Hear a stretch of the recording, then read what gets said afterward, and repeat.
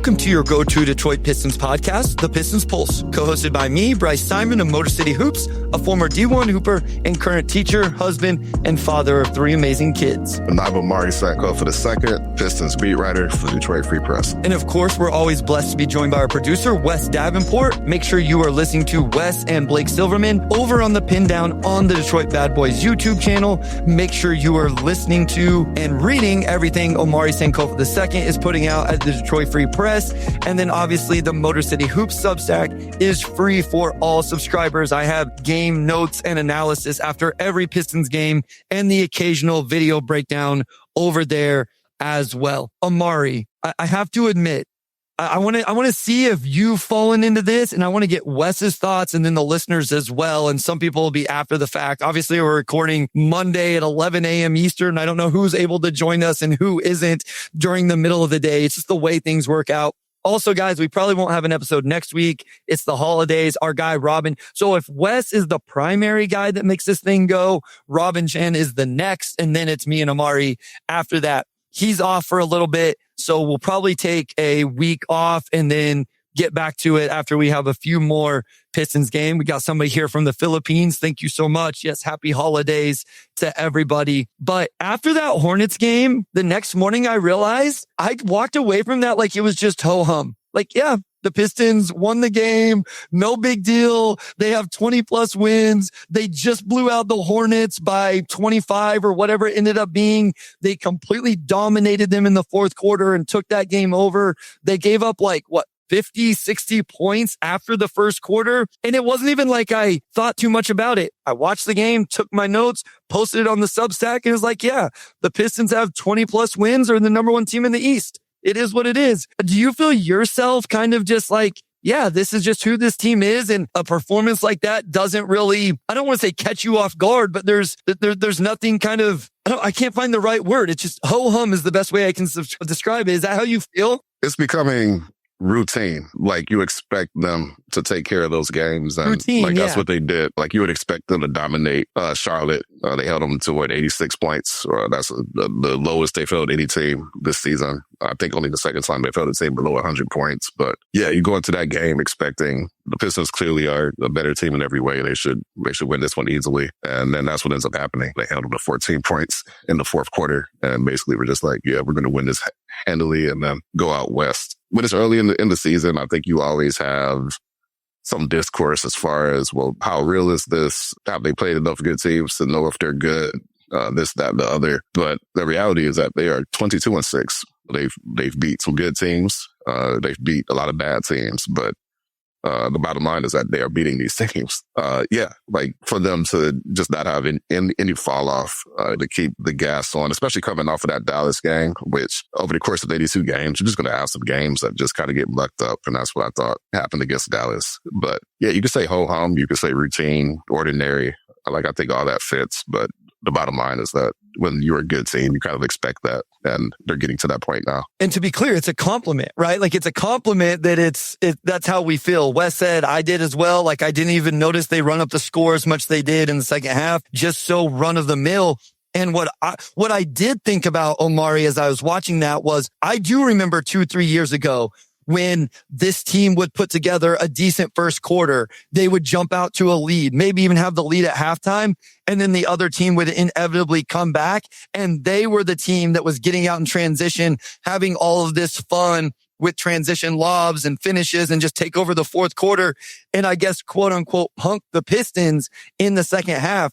And now it was Detroit had 25 stocks in this game, Omari. It was unbelievable what they were able to do on the defensive end in that fourth quarter. And I realize Charlotte's not a good team right now. They do have some good players. I actually referenced your tweet about Con Knipple on Game Theory today because he's been so good for them.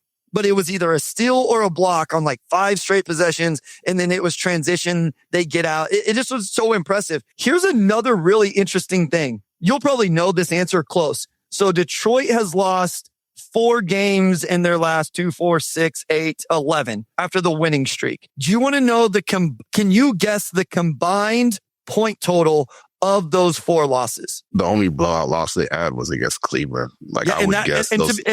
No, that's not part of this, right? That was game number 4. And that's not part of it, right? Yeah, that was a long time ago. They lost to Cleveland by 21, and then they went on 13 game winning streak, I think it was. And then they've been 7-4 since that. But can you tell me the combined loss, like not point total, but combined loss of those games? I would guess like 8 or 9 points. It's 12. They lost the back-to-back games to Boston by 3. Then they lost to Orlando by 3. 1-2, lost to Milwaukee by 4. That's probably the one that like stings the most because that was when Giannis got hurt.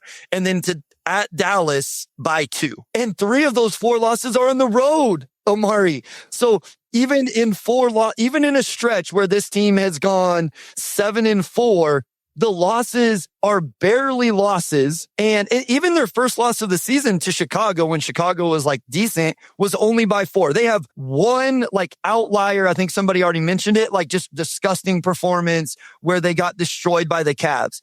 Everything else has been a win, or the most they've lost by outside of that Cleveland game is 4 points. 4 points. And again, like some of these are on the road. Even the Chicago loss was on the road. So I don't know. It's just the consistency of this team. And like you said, we have a sample now of 28 games is really impressive. Like it's enough of a sample to really believe in it. So I just kind of want to start it there. So Wes said the Pistons are 10-3 versus teams over 500 per ESPN. Best in the East. The Knicks are 9-6. Yeah, this was from Tweet House.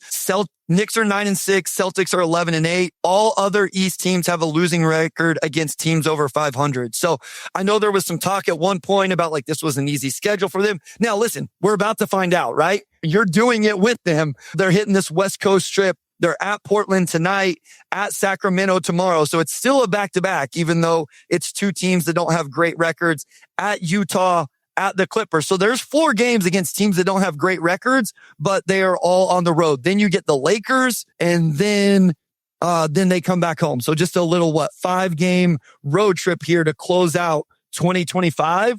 This will be a nice little test for them to go on the road against these East opponents. Yeah. If you remember this time last year, they had that West Coast swing that kind of got them going when they beat Phoenix and they beat LA and kind of started to figure things out. Oh, yeah, for sure. So this year, none of these teams are really like that great outside of the Lakers. Portland, Utah, the Clippers, these are not teams that have played especially well. But even so, when you're on the road, as long as they're going to be on the road, you get to Portland yesterday.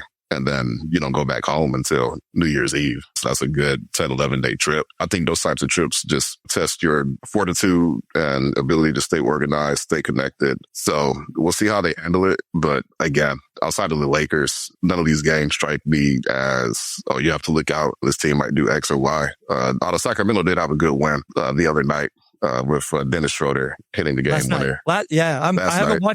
I haven't watched yet, but I have it downloaded to watch today. I'm interested to see that. They knocked off the Rockets. Yeah. So you can't sleep on any of these teams, but you also go into this trip just sort of expecting the same baseline that we've seen. We're like a third of the season, through a third of the season now too, 27, 28 games. So getting a bigger sample size once we get to January 1st, we'll have an even stronger idea of just where this team's at. So Michael says it's a relatively all uppercase easy West Coast trip. I think that's a fair way of pointing it, like in terms of the matchups they get here. That is good. All right, we got to go to this comment. This is awesome. So Tyler Basketball Journey says, good morning. First time catching the live show.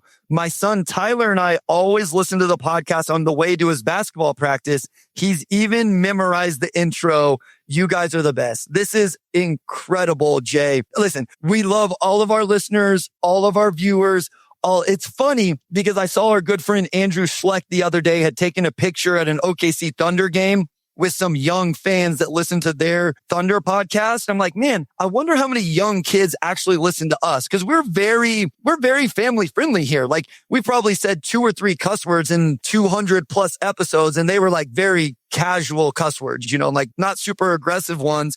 But I've wondered, like, would young kids enjoy listening to us talk about the Pistons, or are we do we have big enough personalities for that or not? So this is really cool to hear. Shout out your son. Hopefully his basketball season is going well and games are going well and you guys have a Merry Christmas. So thank you for that very much. Yeah, I had a fan a couple weeks ago at the LCA walk up and say, yeah, me and my son listen to the pod a lot. So I kind of like that we're sort of in this family-friendly bag. Sports media is sort of in like this Wild West mode where people just kind of say whatever they want. Like there's not a lot of oversight. But people do appreciate that, though, which I've kind of picked up on. And it's just like, I've said it before, but like I feel like I get recognized from the pod way more than anything I've ever written. And I'm writing more than I'm podcasting every single week. So I mean, we appreciate all of you. And yeah, I'm just glad we have kids tapping in.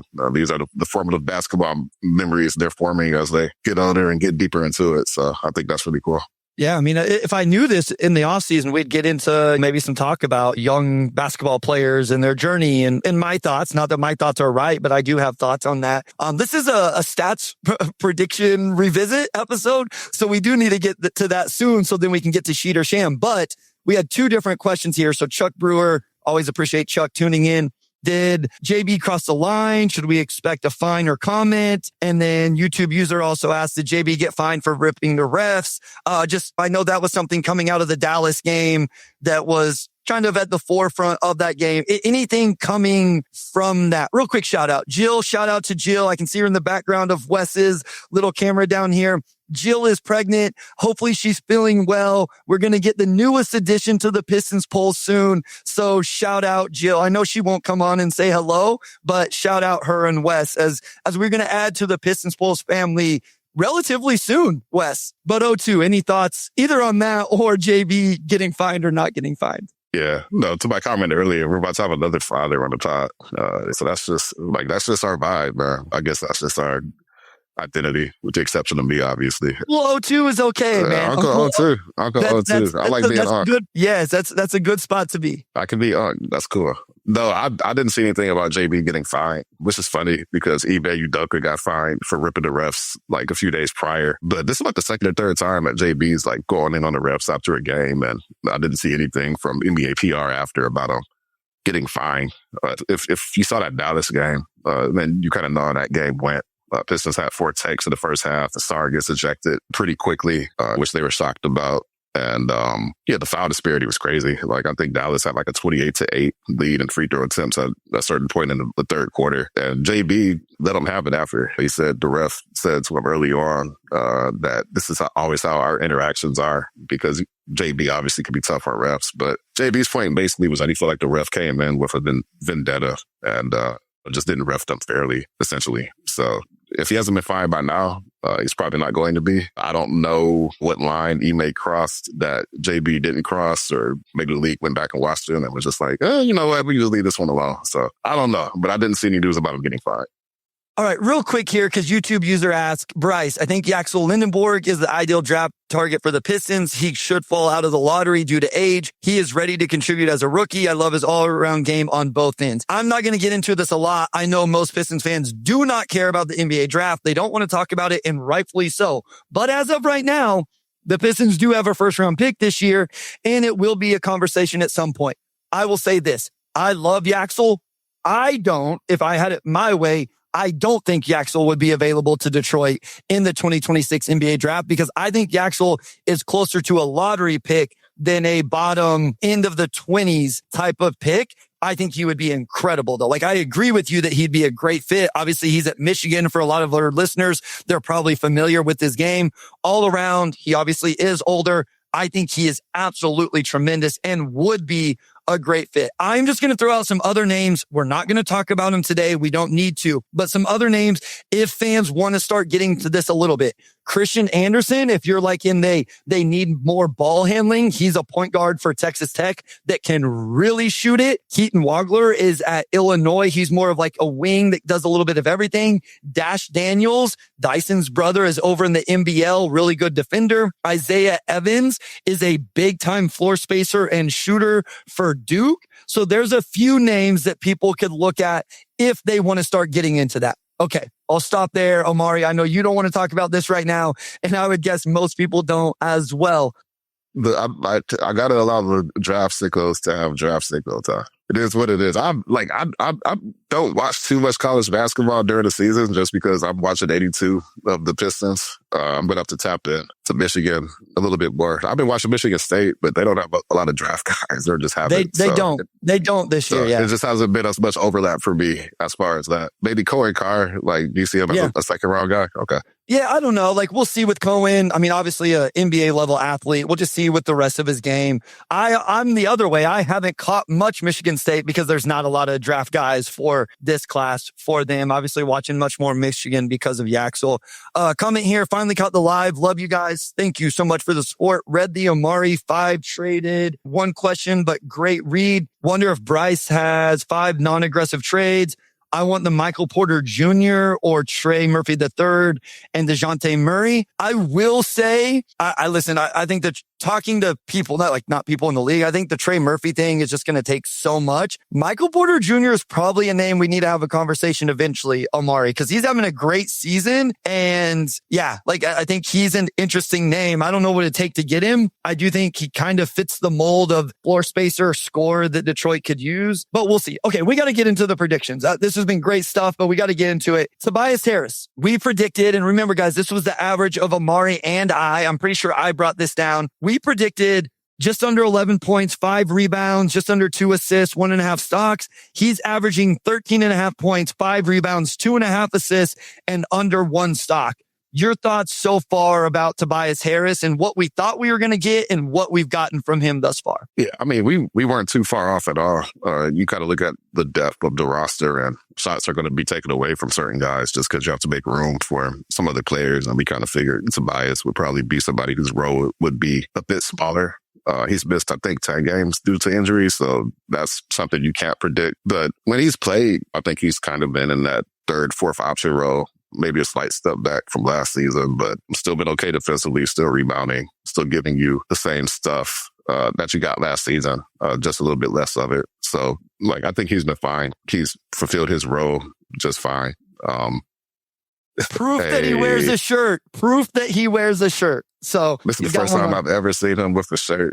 Was that a Christmas gift? I'm kidding. He's trying to go play with his Christmas present. So we already did, shut the door. We already did Christmas at my parents. So he already got some of our kids are spoiled, man. They get 3 Christmases between the grandparents and then one with us and all of that. So yeah, Tobias, I think he's been okay. I did think there was going to be a step back. I don't think we've seen a step back in the production the way I thought, but you mentioned some of the games missed. And the minutes are down to 28.6. I don't know what he played last year, but the minutes are below 30. So I do think he serves an important role. I do see more and more conversations around Tobias on, should he stay in the starting lineup? Should they move Stu into the starting lineup? Is there something else?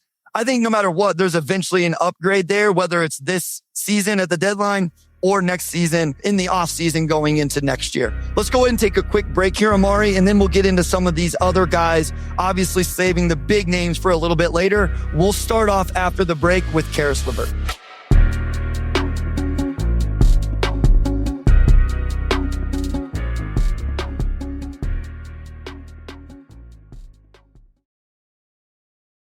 All right, back with segment 2. Let's get into Caris LeVert. I feel like he's been divisive, just kind of scrolling social media during games. And I feel like he's been divisive, which I think that's just his play style. He can be a little bit more of a boomer bust type guy. When he's making shots, you notice. When he's missing shots, you notice. Go ahead and give us our preseason prediction. I'm definitely curious to see how this one stacks up. So Caris, we predicted 11 points, 3 rebounds, 3 assists. Right now, he's at 9 points, less than 2 rebounds, and right under 3 assists. So we were close. There's some of these that are going to be funny because we are way off. I think most people can guess which one we are going to be the furthest off on. But Caris's were right there. I think for me, Omari, he shot better from 3 than I thought, but maybe hasn't been as good in other aspects of the game. I think the defensive impact comes and goes a little bit. I thought there was going to be games where they really needed this dynamic scorer that could go get you 18 points, right? Maybe a game where he goes and gets you 22 points whenever they need that second score, or maybe it's a third scorer just looking at the game log right here, what do you think his season high is right now for the Pistons? Single game scoring. Yeah. I don't know if he scored more than 15 or 16. So he got 19 once in a win at Indiana. But then after that, you're spot on. I mean, so he had 19. He had a game against Chicago where he had 17. And then there's multiple 14-point games. Like it's almost been a little bit more consistent and not as much highs. You know what I mean? Like I think I just thought there was going to be some games where he'd go get 20 when the team really needed it. We just haven't seen that yet. Or maybe we won't at all. Yeah. Like the role he specifically filled for his team, I think it's been important. It's just a second unit guy who can get you a bucket sometimes when you just can't get one. We've seen them kind of stagnate offensively when Cade sits and cares. He could go in and not just get you a couple buckets, but he's been shooting the three really well. And he could really get after it defensively too. I think he's actually been a bit better on that end than I expected. I didn't think he had his best game against Charlotte. A couple of early turnovers there. But overall, I think the good with Karras has outweighed the bad, like substantially. I think he's hit a lot of big shots sort of over this 22-6 start that we've seen. And they need that. I think this team has been really reliant on not just Cade, but like Duncan, just to have a functioning offense with spacing and everything else you need. So the boxes Karras checks could help this team on a lot of nights. I think we've seen that. Guys, I am reading your comments, and I'm sorry if we don't get into some of this stuff a little bit deeper, but Wes put together Sheet or Sham, and I don't want to be disrespectful. So we may have to move through some of these a little bit quicker than we normally do. So like, I do want, people have brought up the Karras injury stuff. Like he may still be getting into shape from that, rounding into shape from that. And then Steven Suggs brings up like the log jam or the amount of players. Like, yeah, maybe there's some consistency of minutes or whatever. Duncan Robinson, we predicted 10.3 points per game. He's at 12. I will say he's essentially been what I thought on the offensive end. Obviously, the role's been a little bit more.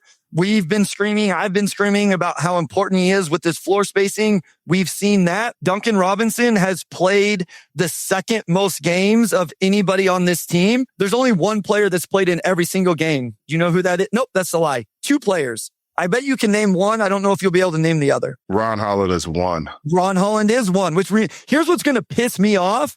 It's sorry for the kids out there. That's the most aggressive thing I'll say. He should have played 82 games as a rookie and he didn't because of the suspension. And I wonder if, I don't even want to say it because then I don't want to I wonder if he is this a Mikal Bridges guy? Like, is he just going to always be available? Do you know who the other player? I wouldn't have guessed this. I mean, eventually I might have got there, but I would have taken multiple other guesses before I got to this guy as the other one. I think it's Javonte Green. It is Javonte. Yeah. So Ron Holland and Javonte Green are the only two to play 28 games. My point was Duncan Robinson has played 26. And that was a huge part of Malik Beasley last year as Beasley played 82 games for the Pistons. So it wasn't just that he had a historic shooting season. He was always available. Duncan has been available. We all know the defensive stuff. We don't have to get into that now. But for me, he's essentially been what I thought this team was getting. Yeah, we predicted, I think, that he was going to lead this team in minutes. And at this point in the season, I know he's top 3. If he's not, it's only because he missed those 2 games. But we knew coming into the season that they were going to have to lean on him heavily for floor spacing. And that's been the case. The first game he missed, which I think was December 1st against Atlanta, also was, I think, the worst offensive game the Pistons played all season. And they still won that game because they held the Hawks to 99 points. So it was really just a defensive masterclass of a game. But yeah, Duncan is just hugely important on this team. Yeah, he's second in minutes. Kay's first with 904. Duncan is second with 784. So some of that's just because he's only missed 2 games. The other guys have missed 3, 4. But it also just speaks to the fact that he does something that nobody else on the roster really does. And that's hit threes, off screens, motion, standstill, whatever. Not just on high volume, but on high accuracy as well. Career 40% shooter. And I think he's been around that this season too. So exactly as advertised, definitely a hugely important guy for him this season. Somebody that has been way beyond advertised, or at least what we predicted, is Jalen Duren. So Duren, we predicted 11.2 points per game, 11 rebounds, 3 assists, 2.5 stocks. He is averaging 18 points per game, 11 rebounds, a little under 2 assists, and less than 2 stocks. So he's a little less in his assists, a little less in his stocks, but obviously has taken a massive leap in terms of his scoring offensively. Yeah. So for that 2022 draft class, we basically just got wrong who would step up as like that secondary scorer. But it's been JD. I think you expect him to be better this season. I think it's tougher to predict just how much more autonomy he's had in the offense to kind of go get his own shot. And it's tough to predict just the leap as a ball handler he's made and just the comfort he's had there. So that was one of our worst predictions from like a points per game standpoint, to miss that by like 7 points. We were pretty close with the rebounds and a little bit under. I think we overshot the assists a little bit. Maybe overshot the stocks a little bit. But yeah, like he's been the number 2 scorer. So credit to him, especially with J.I. being hurt for like the first 2/3 of this season. For Duran to be able to step in and do that, obviously is a big reason why they have the record they have now.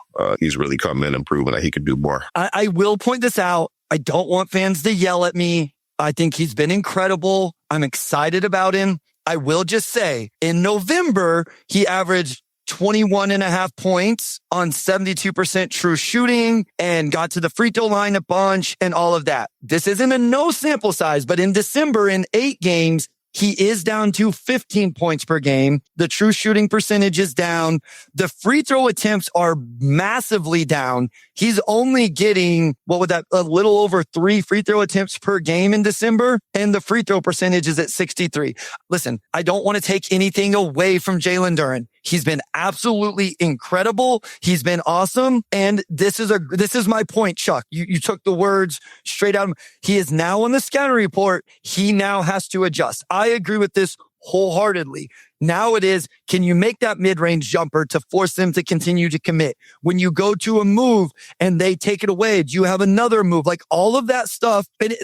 I have every reason to believe that he will. I think he still shows off versatility of scoring in a bunch of ways. I do think it's at least important to note, that's what we do here, that some of these trends and things to watch for. So now is his turn to adjust. I agree. Okay. Jaden Ivey, as you mentioned, we were the other way. As Wes puts in here, we did do this before the injury, but we projected 19 points, 4 rebounds, 4 assists, 1.5 stocks. He's at just under 8 points, 2 rebounds, assist and a half. He's only playing 15 minutes per game. Like at the end of the day, like we just haven't seen at least the minutes for him to even try to get to this. And I think it's more just like, what have we seen thus far from Jaden Ivey in his 13 games? We do have a 13 game sample, but the total minutes played still isn't that significant. Not even 200 minutes yet. Yeah. Like you said, we couldn't predict the injury, and that just made this a fundamentally different season for J.I.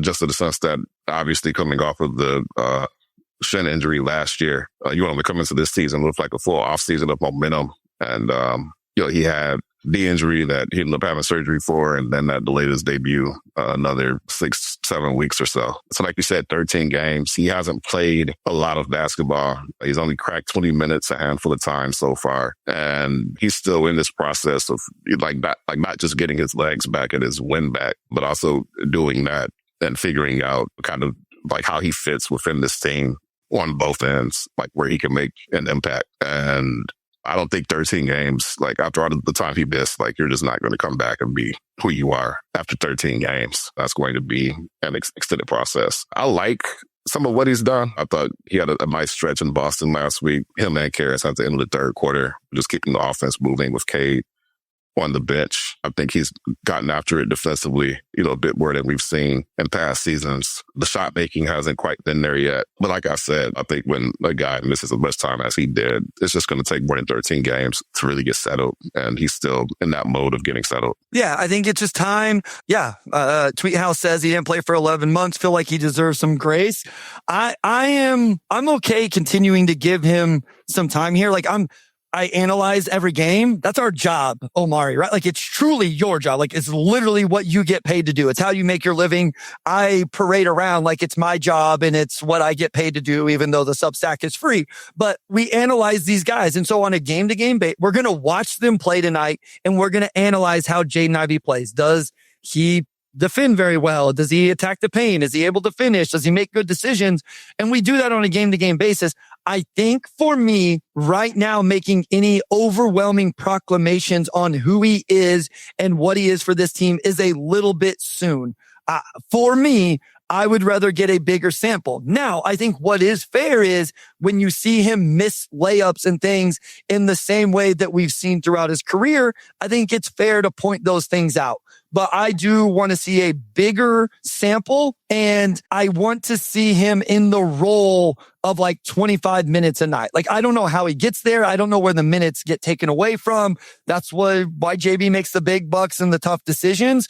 But until we see that, I have a hard time truly judging it, because that's ultimately like, that's the way I want to analyze and collect data on him. Asar Thompson, we predicted a little over 12 points, just under 7 rebounds, 3 assists, 3 stocks. Actual this year, he's at 11.5 points, under 6 rebounds, right under 3 assists, and quote unquote only at 2.3 stocks. I think it has been a little bit of a plateau start to the season for Asar Thompson compared to last year. We've kind of talked about this, and I feel like the stats kind of showed that as well. Yeah, Asar has been good. He's been Asar. He's still doing the same things he did last season. I think we saw him more aggressive at the beginning of this season when Karras was out, J.I. was out, and like Dennis wasn't playing yet. And they just needed secondary ball handler, especially with Cade sits. And the ball was in Asar's hands a lot more. And you look at the shot attempts, those first 4 games, he was consistently in double digits, getting more than 12, 13 up. More often than not, he's not hitting double digits and shot attempts now, which again, I think that just points to J.I. and Karras and some of the guys who have come back. He just doesn't have the ball as much. So that's part of it with him. You would probably want to see some growth as a shooter, and we haven't seen that. But beyond that, again, the defense has been great. Transition, forcing turnovers, finishing at the rim. He's still done those things at a high level. And that's important. He's still been important to this team. I think some development aspects for him are probably going to go on through the rest of this season and into the offseason as well. But he's done everything asked of him. He's adjusting to a different role right now. But he's been good. He's been good. Yeah. I think the number that surprises me the most is the rebounds, especially defensive rebounds. He's at 3.7 defensive boards. Duren's not, well, let's look at we can go per 36 because it's all the same for them. So Duren is tops on the team. And then Paul Reed, Stu, Tobias. So Asar is right there with Cade Cunningham. Maybe there's just so many other guys eating up defensive rebounds that there's just nothing left for him. Tweethouse asks, how close is he to a top perimeter defender in the league? Top 5 right now, maybe 7 stocks the other night. Crazy. I had him first team all defense whenever Sam and I did our quarter season awards. I think he is, whatever you want to say, top 5, top 7, whatever. He's one of the best defenders in the league on a team that is one of the best defenses in the league. I mean, I think you can make an argument that Detroit on any given night is the second best defensive team in the league. Obviously, OKC is number 1. And listen, you can argue whether him or Stu is the most important part of that. But to me, it's both of them. Like, those 2 guys start why this team is so good defensively. He's one of the best defenders in the league, in my opinion. And he's going to make all defense, I think. Cade Cunningham, we actually were very close here. So we predicted 26 points, 6.5 boards, just under 10 assists, 2 stocks. He's averaging 27, right at, we said rebounds 6.5, just under what we said, but over 9 assists and 2.2 stocks. This dude's incredible, man. I think Bond Temps over on the Hoop Collective does, well, yeah, we had him here on the podcast. I forget that we had somebody from ESPN actually join us. You know, everybody knows Bond Temps. He does the MVP straw poll, and I think Cade was 4th in that. And so I think that speaks to just kind of the seasons he's had thus far. Yeah, we were almost dead on with Cade. We were like within, I mean, except for the assists, like we had 9.7, he's at 9.2, but pats on the back for us. Like we almost got that perfect. Yeah, Cade's been great, like on both ends. He's done literally everything except hit 3-pointers this season. And he did have a good game from 3 last week, where he's had cold starts to seasons before from 3. It wouldn't shock me if after New Year's he finishes stronger and gets that percentage back up to closer to his career average. But yeah, outside of that, he's done everything you want for this team. He's been in that MVP conversation, the undisputed best player on the second best team in the NBA. Defensively, I think he's been really, really good. I saw a stat the other day, basically like which players have shut down the most drives to the rim, just not getting blown by. And Shea was in that group, and Cade was also in that group. I think that says a lot. Continues to take steps forward in year 5. And yeah, I mean, I could talk all day about how good he's been, but he's been really, really good. Yeah, I mean, listen, we talk about Cade every episode, sometimes not right at the top, but eventually we always get to him. I don't think we have to really like go over this a whole bunch right now. I think the nice thing, just for the listeners, kind of how we thought through this stuff was I think we only had 2 games, Wes, between the last time we recorded and this one. And so we wanted to do something that would be a little bit more live throughout the Christmas break. And so talk big picture stuff. When we come back, I think there'll be multiple games of sample for us to talk about, not just the West Coast road trip, but more. And so we'll be able to talk about Cade and his performance through those games when we get back for the next episode after the holiday season. Isaiah Stewart, poor man, disrespectful to Isaiah Stewart. I apologize, Stu. Stu's one of my favorite players in the league. We had him at 6 points, 6 rebounds, 2 assists, 1.5 blocks. He is at 10 points, 6 rebounds, only a little bit over 1 assist and almost 2 blocks per game. Incredible defensively. I think that's what it always starts, and rightfully so. But I mentioned this a little bit. I think it was on the most recent episode. His scoring this year has really taken a jump. He's at 39% from 3, not super high volume. It's only 2.5 attempts per game, but those 10 points a game are impactful. Like it's meaningful. And if you look per 100 possessions, it's the most points he's scored per 100 possessions of his career. Yeah. So we were off with Stu, for sure, especially offensively. Last season, he almost purely played the 5, which credits to his minutes and role a little bit. Coming into this season, I thought he would play a bit more power forward, really just out of necessity. But the minutes with Duren have been pretty good, and they've leaned into that further. And it's kind of the same with Duren, where we could just tell that the coaching staff understands what these guys can do, and when they're on the floor, they're able to show off that versatility.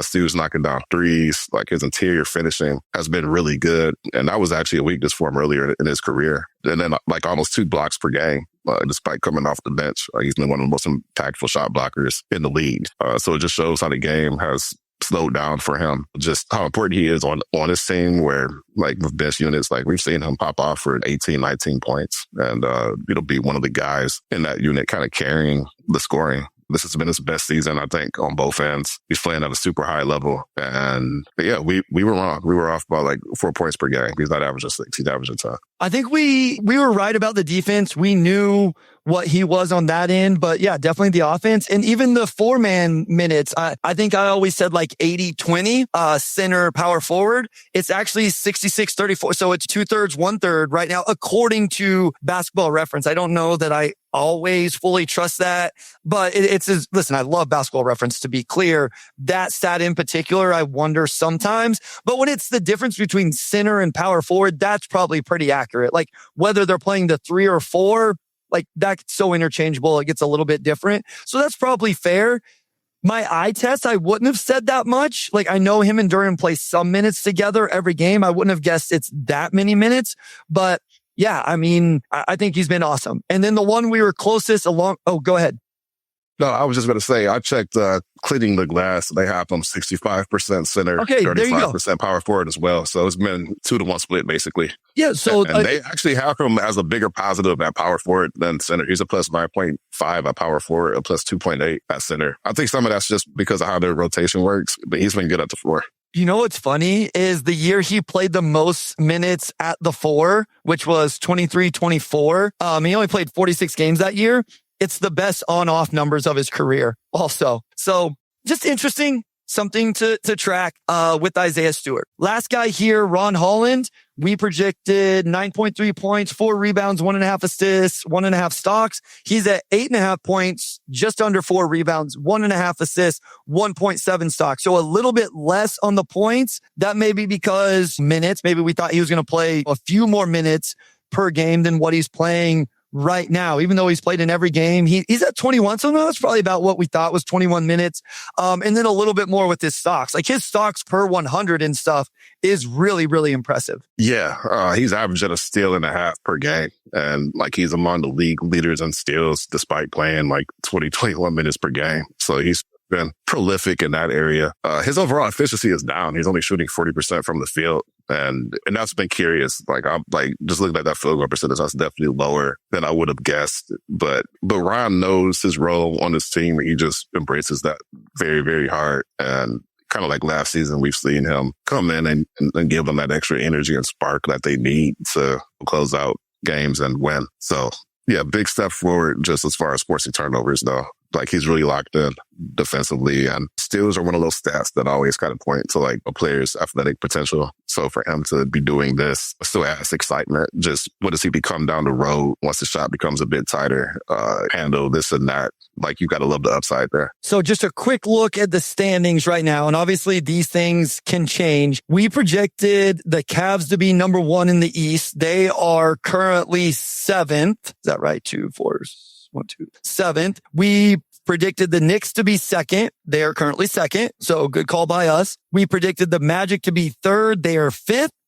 We predicted the Hawks to be 4th. They are 9th. We predicted the Pistons to be 5th, and they are 1st. So everybody should turn off the podcast and never listen to us again for not believing in the Pistons as strongly as we should have. We predicted the Bucks 6th. Obviously, there's some Giannis stuff here. They are 11th. The Sixers 7th. They are currently 4th behind an incredible season from Tyrese Maxey. Celtics, we had lower. They're up at 3rd. So Sixers and Celtics, we were too low on, and then we were too high on teams like the Cavs, who have dealt with injuries so far, the Magic to an extent, the Hawks for sure. The bottom, we are a little bit low on the Raptors.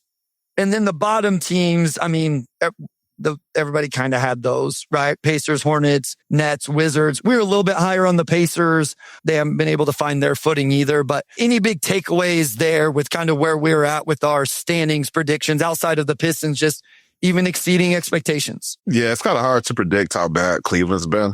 You see how good they were last year, and they bring back essentially the same roster, rotate in and out a couple bench pieces. But I'd say they've probably been the biggest surprise in the league as far as just underperforming compared to what you expect. Other than that, you expect the Knicks to be good. They've been pretty good. Hawks, they're missing Trae Young. They've still kind of stuck with it. But yeah, for the Pistons to be 22-6, no, we did not predict that. Based on our prediction, they'd probably be closer to 17-9 or 16-10 or something like that. But yeah, 22-6, far and away the best team in the East. Yeah, missed. We did, and that's okay. It's been fun to watch, and we'll see how it continues to go. It's always fun to revisit those. We have enough sample now to really get a vibe. Obviously, it's not the full sample, but enough to revisit. All right, we're going to go to break. When we come back, Wes will join us, and we will play everybody's favorite game on the Pistons Pulse, Sheed or Sham.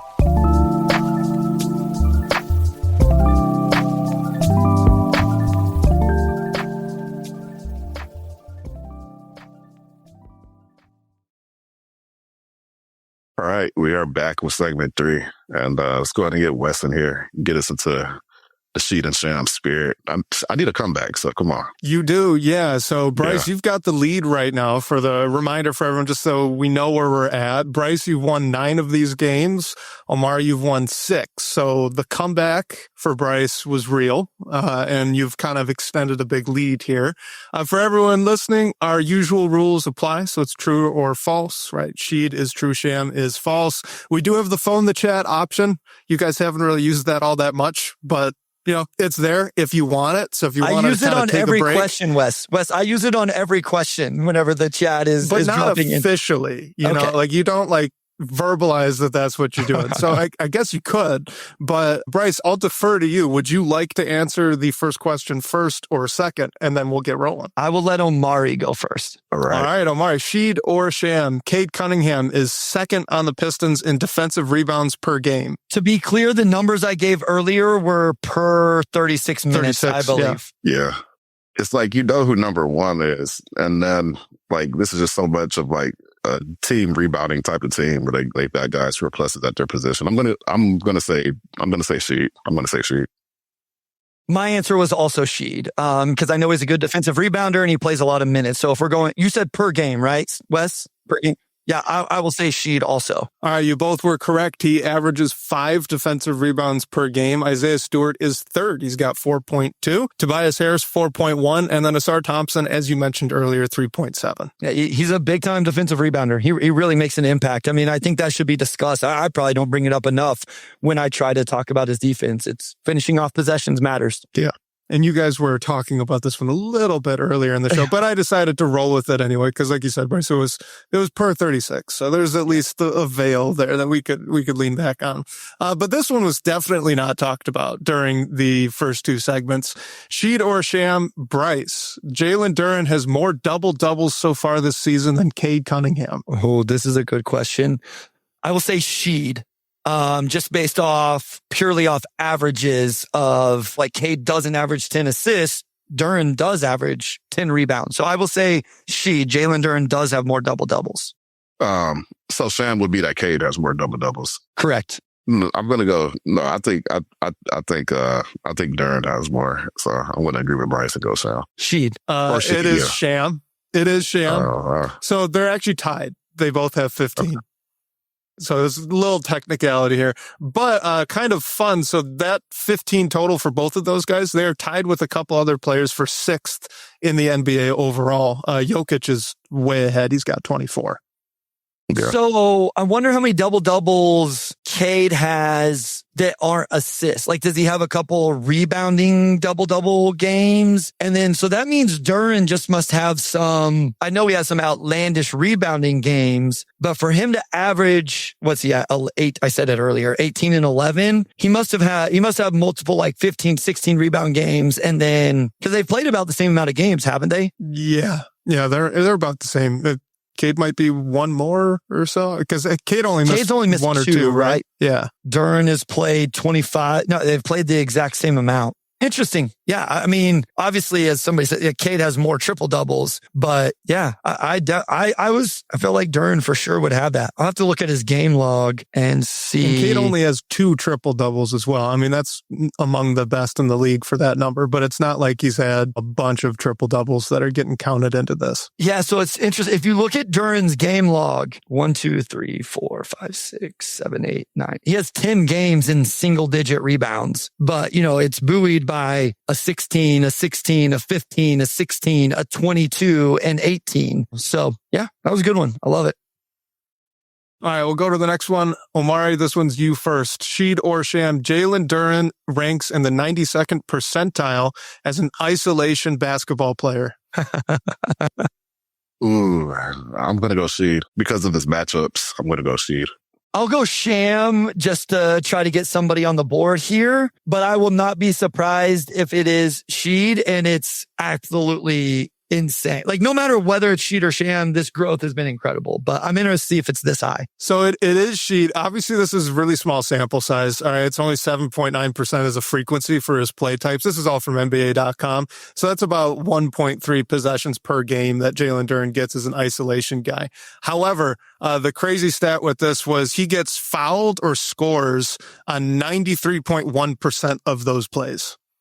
Yeah. Fouls or scores on 93.1%. That fits the eye test because it's like there's maybe one time per game where Duren was at the top of the key and then he's like, okay, I'm gonna just shimmy past you or get fouled or whatever. But in my mind, he's won every single matchup. Like, he maybe missed 1 or 2 buckets at the rim, but when he makes that decision, he almost always ends up producing points or has through this point of the season. All right, cool. I'll take that one. Yeah, I'm interested to watch, like we talked about earlier, him adjusting and watching these things closer. Like, our team's going to start to attack him when he starts to go off the bounce and force him to be a passer and make decisions. I'm not saying he can't do that, but how are teams going to approach this? Are they just going to back off and say like, hey, make that mid-range jumper, which we've seen him do a few different times recently. So I think this aspect of Jalen Duren's game is going to be a lot of fun to track. We always talk about data collection. With him, it's not like, is he an NBA starting center? Obviously, he's an NBA starting center. It's like, okay,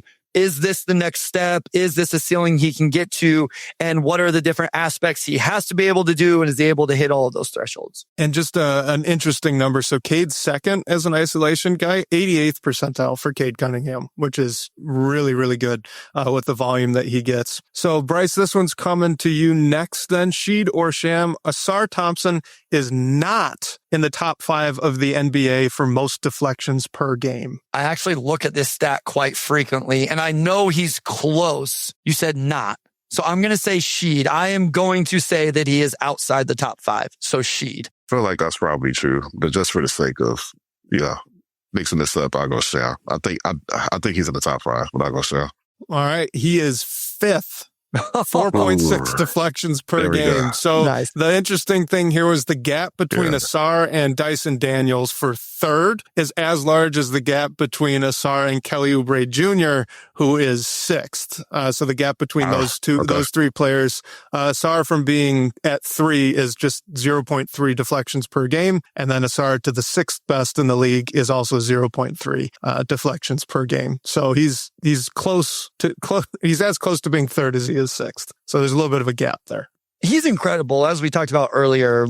And I think what makes him special, and I feel like Dyson Daniels kind of takes it on this podcast just because we see what Cade has done to him at times. But Asar is able to be disruptive while being solid at the same time and really stay in front of guys. I don't think his stock numbers right now do it justice in terms of his overall disruption defensively. So 0-2 is up 2-0? Well, it's 3-1. So 3-1 is up 2. And we've got one more question before we get into a kind of name the players trivia question. So Bryce, you will have a chance to catch up from that if you nail all 5 of the players you'll need to predict. But I believe this one is going to you first, right, Bryce? No, I answered that one first. This goes to O2. Okay. All right. So Omari, Sheed or Sham, Jalen Duren leads the NBA in offensive goaltending violations. I feel like I actually looked at this not too long ago because I was on the miscellaneous page on NBA stats trying to see if they had technical fouls on there. That is exactly where I got that stat from, yes. Or the violations page, I think. I'm going to go Sham. I don't think he leads the league in that. I'll go Sheed. I got to try to make up some ground here, but I have no clue. I have no idea. It doesn't seem like he does it a lot, but I guess we'll see. So he doesn't do it a lot, but he does lead the league. It's 4. Wow. He's done it 4 times, and that's enough to lead the league. Really? Andre Drummond, Isaiah Jackson, and Robert Williams, they are tied for second. They've done it 3 times. Love it. So it doesn't happen a lot, but it is the most. It is the most. Yeah. Interesting. Okay. Let your teammates shine, Jalen Duren.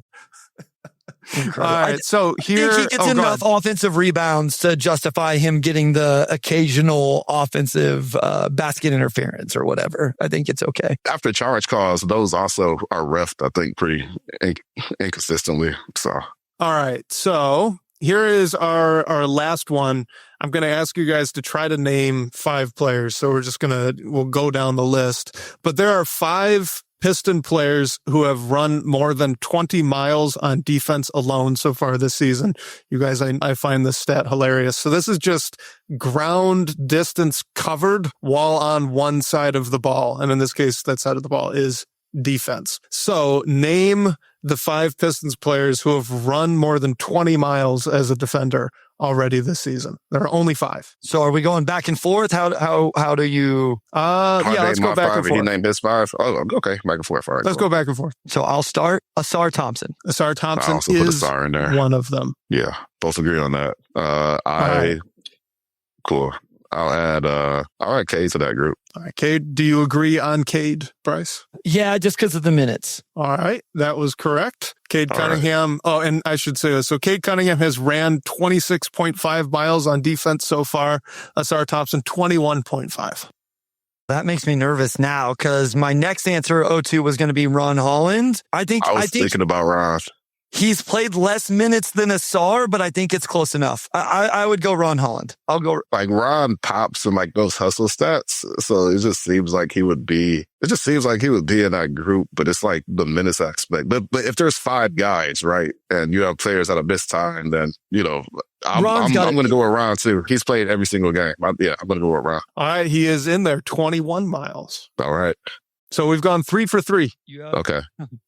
I have the 2 names that I think I don't trust either of them. What are you thinking, O2? Man, I have one This is the one that I think is crazy, but as we talked about earlier, he's played a lot of minutes for this team. Yeah. Like I was thinking, and this is just like how much you run, right? Like I feel like it's got to be Duncan just off the fact that, for one, he's getting switched on the guys a lot. He's being put into a lot of actions, and then the minutes and everything else, second on the team in minutes. Like I think Duncan's in that group. I'll agree. Is that the official answer? We're going Duncan? Yes. I will. Yep.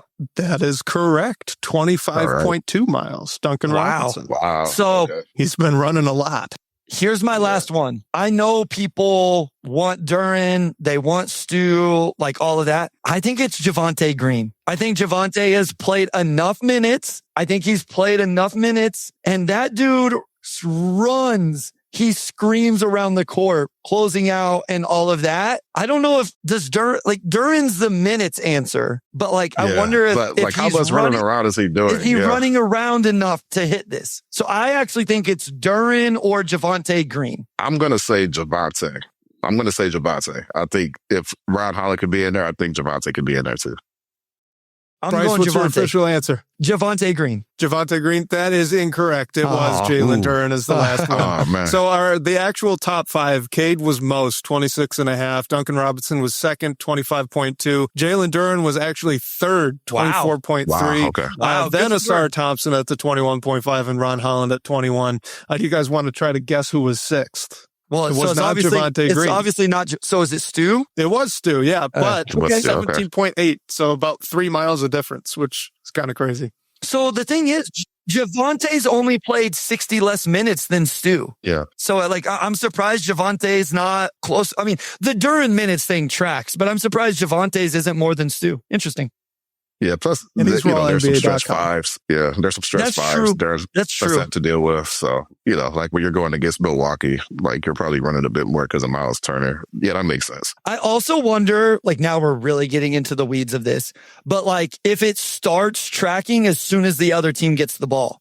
Because think about where Jalen Duren starts defensive transition every single possession, essentially, compared to a perimeter player. And that would be true about Isaiah Stewart as well. I mean, it doesn't seem like a lot, but it could be 25 feet and enough possessions of a 25-foot difference. He's going to make up a lot of miles over a huge sample size and a lot of possessions. So I don't know. Just getting into the weeds on that would be interesting. So, well, the other interesting thing with that, because Omari, you mentioned the stretch bigs, and I had thought about that too. But the Pistons usually don't have him guarding the stretch bigs.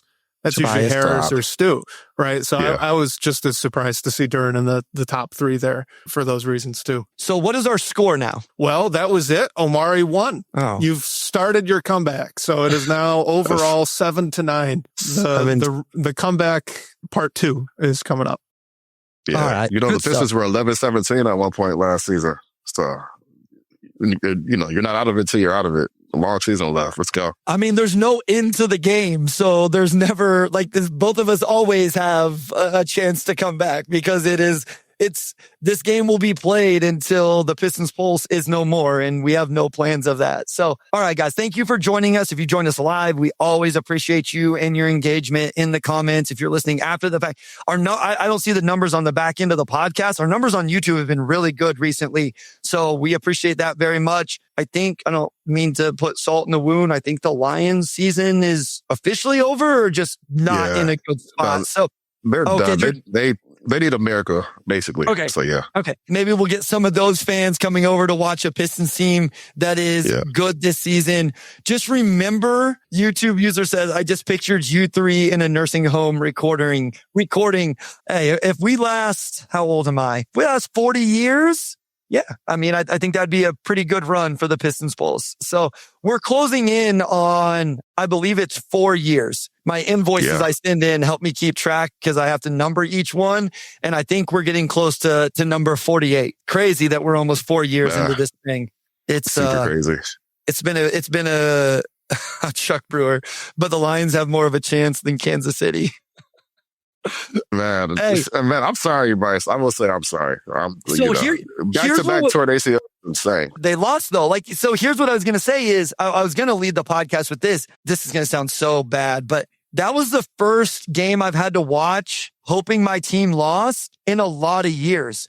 And it was so weird. Kansas City, people hate them. I get it, but they have been in the playoff hunt, in the Super Bowl hunt for the better part of a decade now. I forgot what it was like to watch my team play and want them to lose, but also kind of want them not to look awful in the way they looked awful. It was just such a weird viewing experience that I haven't had in a while. So, okay, we are going to take a week off. There will not be an episode next week. It is the holiday season. I think we all can take that. I don't want to say we deserve it, but I think we can take that. We will be back after the new year. So the New Year's is on a Thursday. So we're back on the 4th, 5th, 6th, something like that, depending on what the game schedule is with all of that. So we will be back in a couple weeks. Hope you guys have a happy holidays. Enjoy it with families. However you guys spend this time of the year, enjoy it. Enjoy friends, family.